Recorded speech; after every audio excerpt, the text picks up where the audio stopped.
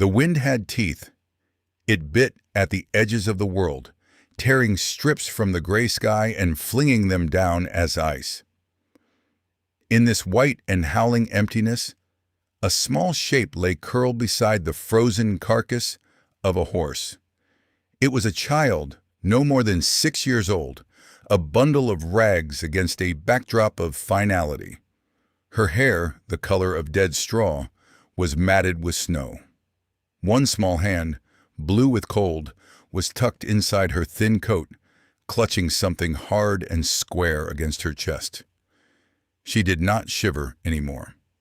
The cold had moved past the skin, past the muscle, and was settling deep in the bone.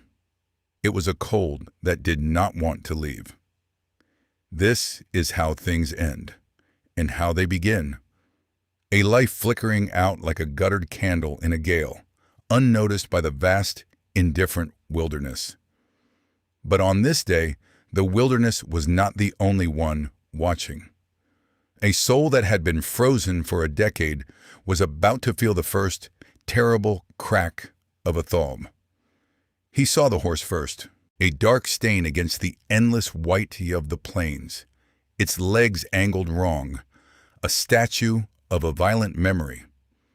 He reined in his own mount, a sturdy gray that snorted clouds of steam into the punishing air. His name was Silas, though no one had used it in years. He was just the man who lived yonder, in the cabin tucked into the stony fist of the low mountains. He had come out for supplies, a grim pilgrimage he made twice a year, but the storm had turned him back. Now this. A dead horse meant a dead rider, or worse, a rider soon to be. He dismounted, the crunch of his boots on the crusted snow a vulgar sound in the sacred quiet. He kept his rifle in hand, a habit born of a life he no longer claimed. The wind whipped his coat around him, stealing warmth he could not spare.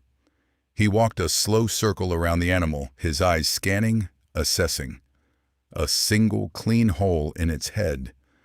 Not a mercy killing. An execution. His gaze followed the disturbed snow, the faint, almost erased tracks leading away from the saddle. And there, tucked into the lee of the frozen beast, was the child. No. His heart, a dormant and useless organ, gave a painful lurch. He lowered the rifle. It was a girl, 5 years old, maybe 6. Her face was a pale bluish moon, her lips the color of a bruise. She wore a dress made of flour, sacking, under a coat that was little more than a suggestion. It was a summer coat. For a summer that was long dead. For a long moment, he did nothing. He just stood there, a tall, weathered man carved from grief, and looked at the small, discarded thing in the snow. Part of him, the part that had kept him alive for 10 hollow years, whispered to turn back. This was not his trouble. Trouble was a disease, and he had fought his own strain to a bitter, lonely truce. Getting involved was how the sickness spread. But another part of him, a voice he thought he had buried with his wife and son, screamed. It was a silent, ragged scream that tore at the frozen landscape of his soul. Before we go any further, and I mean right now, before this man makes a choice that will change everything, I want to ask you to do something for us. If you find value in stories like this, stories about the quiet moments that define a life, please hit that subscribe button. It costs you nothing, but it means the world to us. And in the comments below, let us know what city or state you're watching from. It's a powerful thing to see how far a simple story can travel, connecting us all. Thank you for being here. Truly. Now let's get back to that bitter wind and the man who was about to defy it. He knelt. The cold of the snow bit through the thick wool of his trousers, a sharp, unwelcome sensation. He reached out a gloved hand, hesitant as if touching a ghost. He laid 2 fingers against the side of her neck. He waited. 1 second, 2, nothing. He pressed harder, his own breath held tight in his chest. And then he felt it. Faint, thready. A desperate little bird beating its wings against the bars of a cage. Alive. The word was a judgment. It was a sentence. It meant he had to do something. He couldn't just leave her here to be covered by the next drift, to become a secret the winter would keep. He had buried his own. He knew the terrible weight of a small coffin. He would not dig another grave, not even in his mind.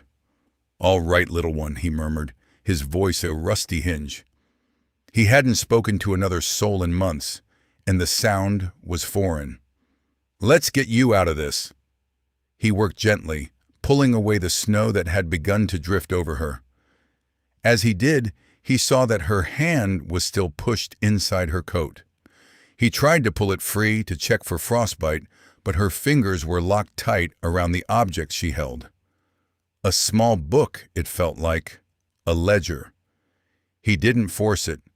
Let her keep her secrets. God knew he had his. He shrugged off his heavy sheepskin coat, the wind hitting his own thin shirt like a fist.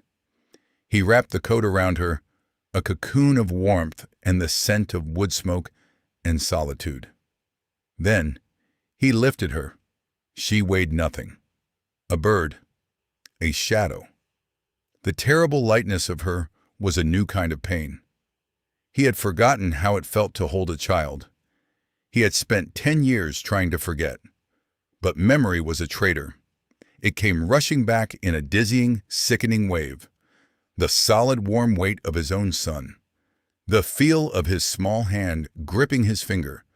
The sound of his laughter echoing in a house that was now just a silent tomb of memories.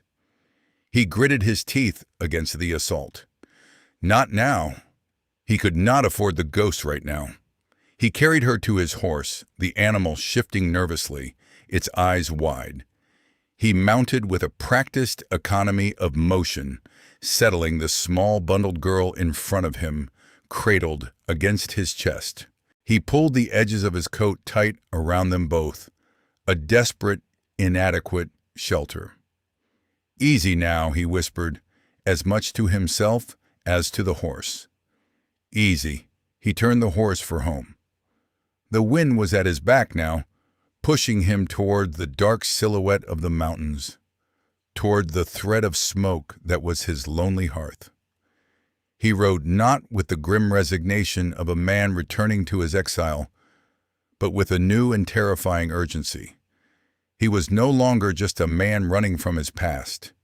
He was a man racing against a child's future, and he did not know if he had it in him to win.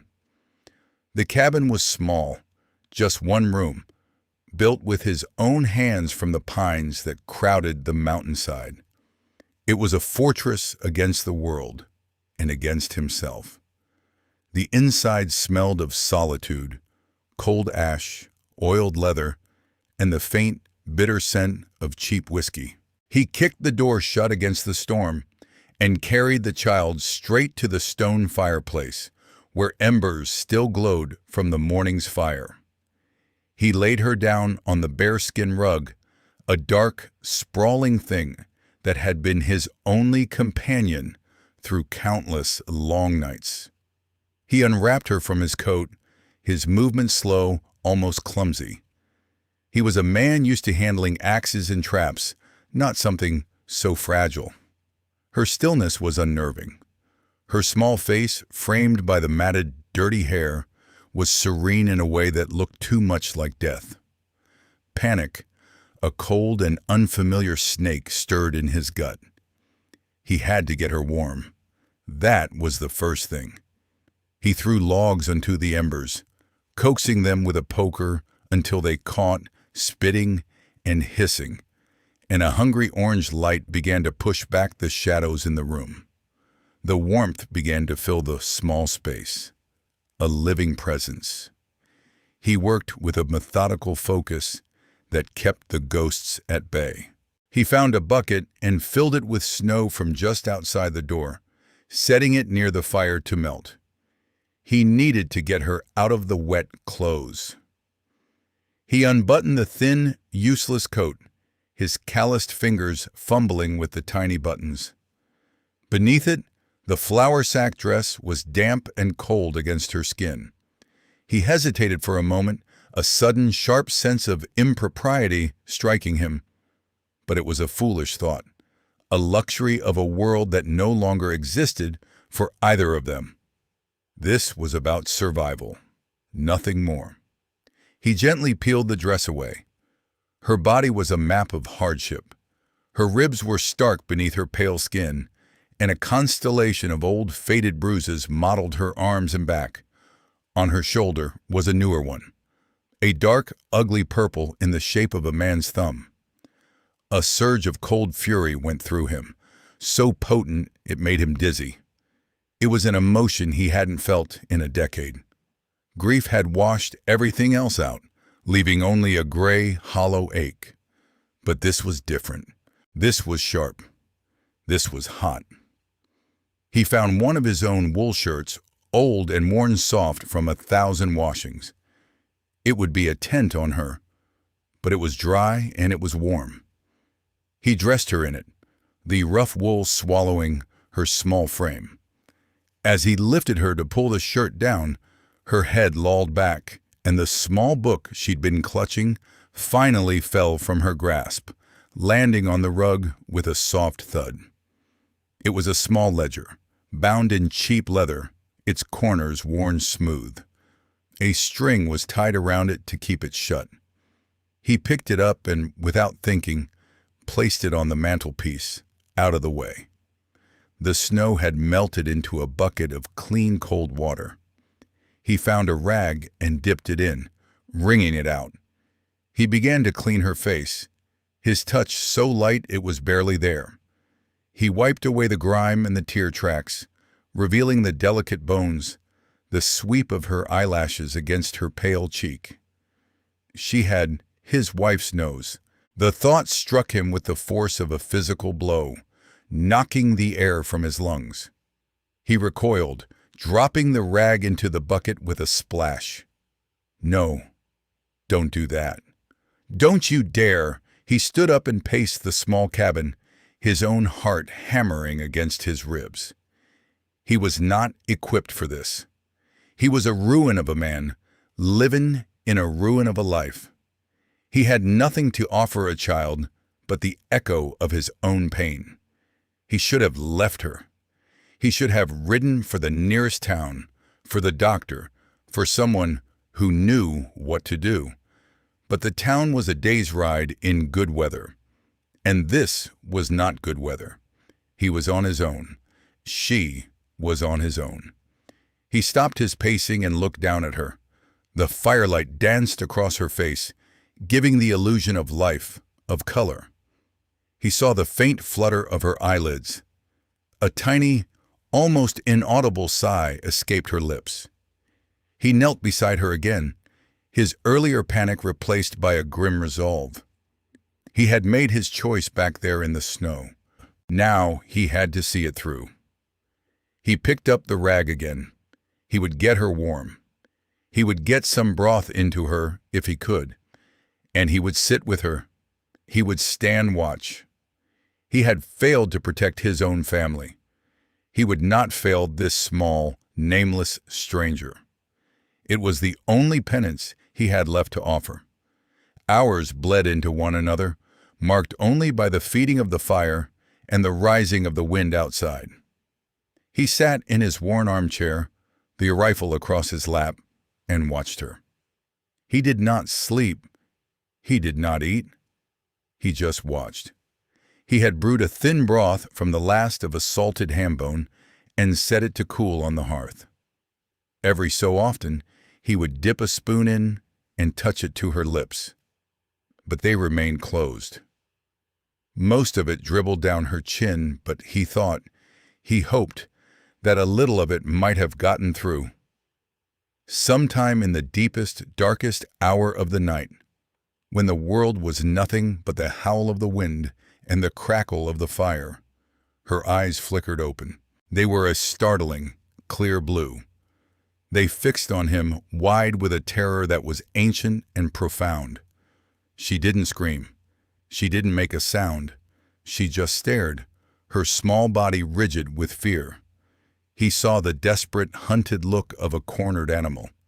She tried to scramble backward, away from him, her small hands pushing against the rough bearskin. A tiny, choked whimper escaped her. It was the sound of utter hopelessness. He did not move. He did not speak. He knew that any sudden motion, any sound from this large, strange man in this strange, dark room would shatter her.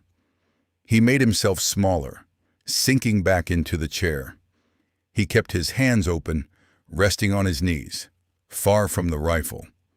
He looked away from her, fixing his gaze on the fire, trying to make himself seem like a part of the landscape, nothing to be feared. "Easy now," he said, his voice low and soft, a rumble he barely recognized as his own.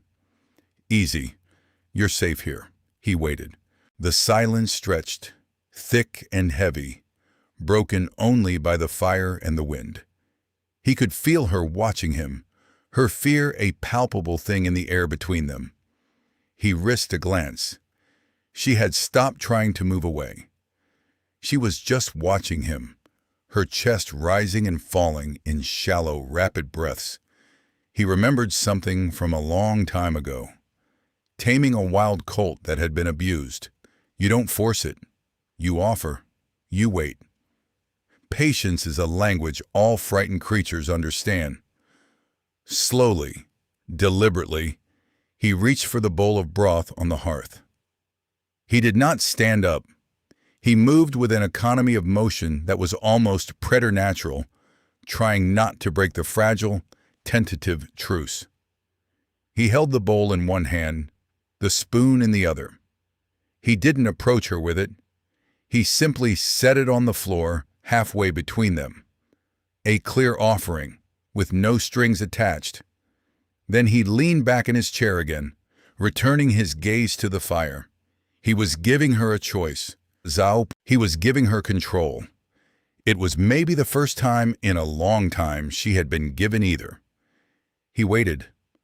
1 minute, 5, 10. He could hear the frantic pounding of his own heart. This felt more important than any gunfight he had ever been in, more important than any verdict he had ever delivered in his former life. This was a negotiation for a soul. He heard a faint rustle of wool against fur. He didn't look. Out of the corner of his eye, he saw a small, pale hand creep forward, trembling. The fingers touched the warm ceramic of the bowl, then recoiled, as if burned. Another long pause. Then the hand came back. It closed around the bowl. He heard the clink of the spoon against the side as she picked it up. He heard a soft sipping sound. Then another, more desperate. He kept his eyes on the fire, but he saw it all in his mind. The small, starving child, huddled in the firelight, finally accepting help. Finally choosing to trust, just a little. A single choked sob broke the silence. It was followed by another and another until she was crying quietly, desperately, the tears splashing into the broth she was still spooning into her mouth.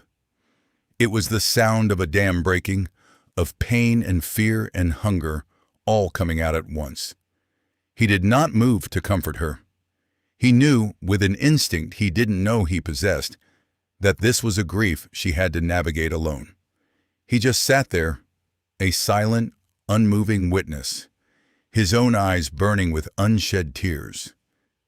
He was the guardian of her sanctuary, and for tonight, that was enough. He would keep the world at bay while she wept. The crying eventually subsided, replaced by the rhythmic scrape of the spoon against the empty bowl. When the sound stopped, he finally allowed himself to look at her. She had set the bowl aside and was curled up on the rug again, her eyes heavy-lidded. The fear was gone from them, replaced by a profound, soul-deep weariness. She was just a tired little girl. He waited until her breathing evened out, until he was sure she was asleep. Then he stood, his joints creaking in protest, and gently lifted her. She murmured something in her sleep, but didn't wake. He carried her to his own bed, a simple cot in the corner of the room. It was the only bed he had. He laid her down and pulled the heavy wool blankets up to her chin.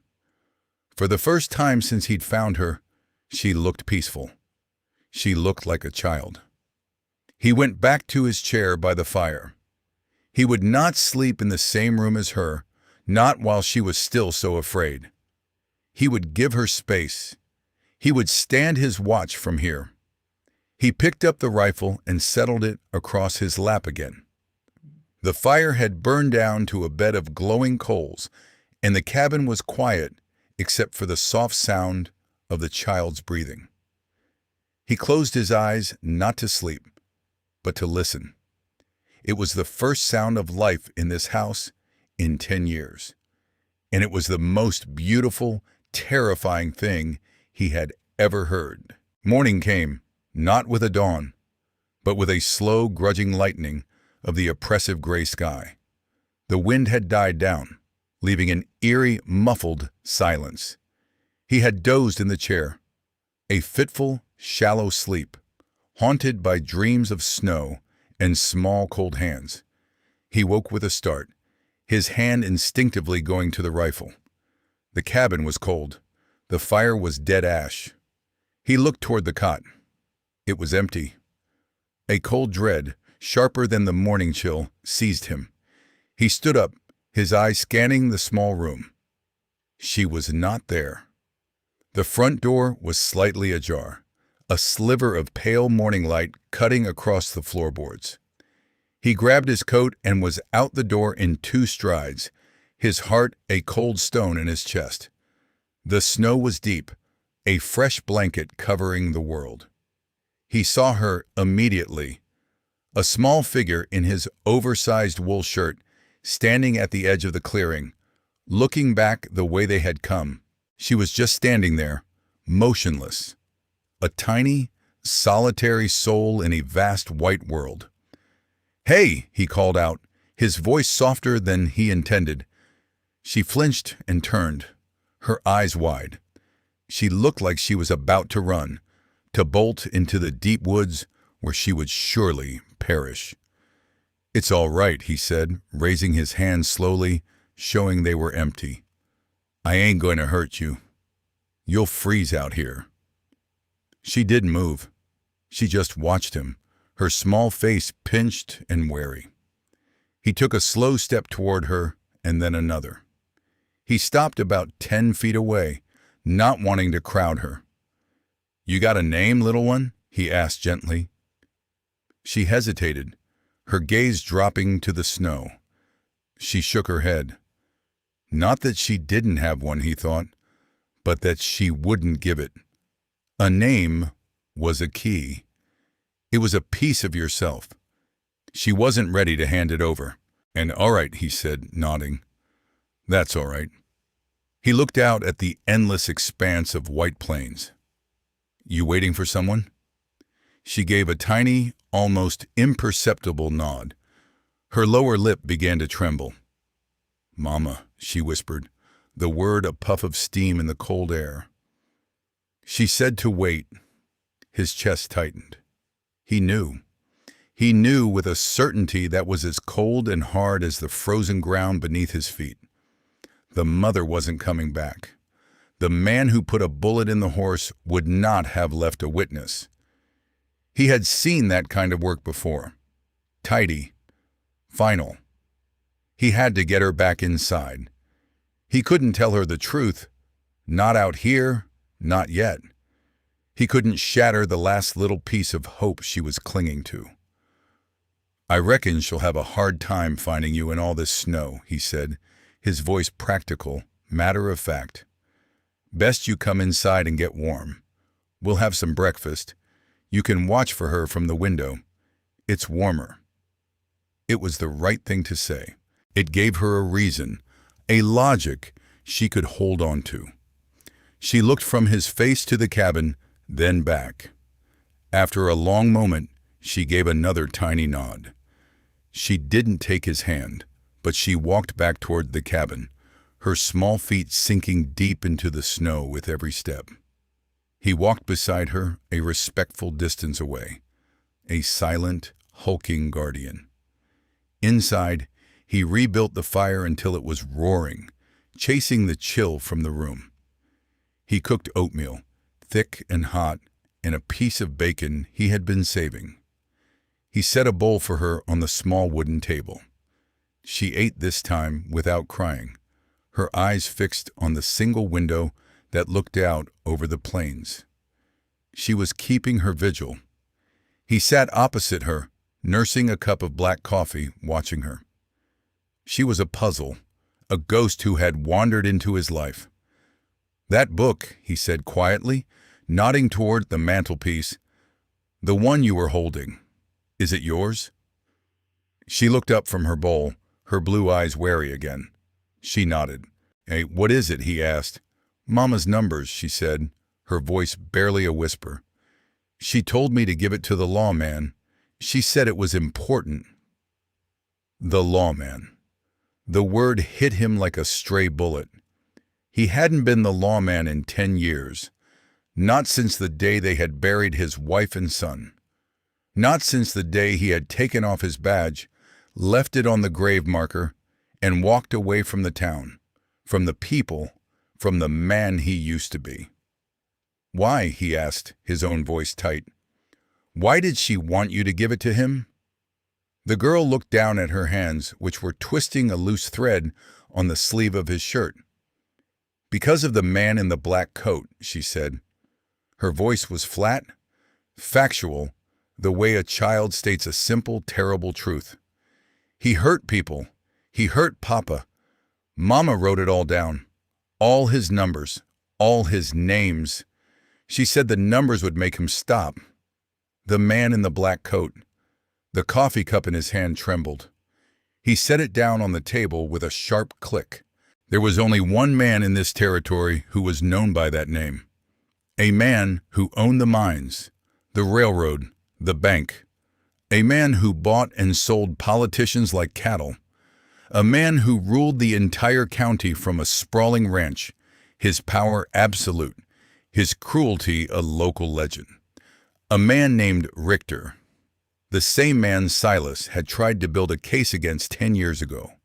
The same man whose hired guns had run his wagon off the road one moonless night, killing his wife and his boy. They had called it an accident, a tragic mishap. But he knew. He had always known. He just couldn't prove it. Richter owned the judges, the witnesses, everyone. After the funeral, Silas had come for him, blind with grief and rage. But Richter's men had been waiting. They had beaten him half to death and left him in a ditch, a clear message. "Stay down, stay quiet, or we will finish the job." So he had run. He had retreated here, to this mountain, to this cabin, to this empty life. He had let the grief and the whiskey and the silence bury him alive. He had let Richter win. He looked at the child, this small, frail girl with her mother's ledger. She was not just a random piece of flotsam from the storm. She was a message. She was a reckoning. Her mother had tried to do what he had failed to do. She had tried to fight back, and Richter had silenced her, just as he had silenced everyone else. But he had made a mistake. He had left a survivor. He stood up and walked to the mantelpiece. He picked up the leather-bound ledger. It felt heavy in his hand, weighted with the secrets and the bravery of a dead woman. He looked at the girl. She was watching him, her blue eyes filled with a child's simple, unwavering faith. She thought he was the lawman. She thought he was the one who could make it right. For 10 years, he had been a ghost, haunted by the past. But in that moment, looking at that child, something shifted inside him. The cold, dead ashes of his grief began to stir. A single hot ember began to glow. It wasn't the wild, useless rage of a broken man anymore. It was something else. It was cold. It was deliberate. It was purpose. He had run from Richter once. He had let fear and sorrow drive him into this self-imposed prison. He had failed his own family. He looked at the girl, at her hopeful, trusting face. He would not fail this one. He put the ledger down and walked to a dusty wooden chest in the corner of the room. He knelt and lifted the lid. Inside, beneath a folded, moth-eaten blanket, was his old gun belt. The leather was stiff. The silver on the buckle tarnished. The pistol in the holster was clean and oiled. He had always kept it ready. He didn't know why. Maybe some small, stubborn part of him always knew this day would come. He strapped the belt around his waist. It felt alien and familiar at the same time, the weight of it a long-forgotten burden. He was no longer just Silas, the hermit on the mountain. He was the lawman again, and the man in the black coat had a debt to pay. He turned back to the girl. She was still sitting at the table watching him, her oatmeal forgotten. The fear had not returned to her eyes. In its place was something else, a fragile, tentative flicker of hope. He had to be careful. Richter's reach was long. His men would be looking for her. They would not have left the scene without searching for the body. When they didn't find it, they would start asking questions. They would come looking. This cabin, his fortress of solitude, was no longer safe. It was a target. He spent the rest of the day fortifying the place. He barred the door and shuttered the single window. The cabin was plunged into a dim, fire-lit twilight. He did not want any light to be seen from the outside. He did not want to give them anything to aim at. He checked his rifle, his pistol, his dwindling supply of ammunition. It wasn't much. It wouldn't be enough if they came in force, but it would have to do.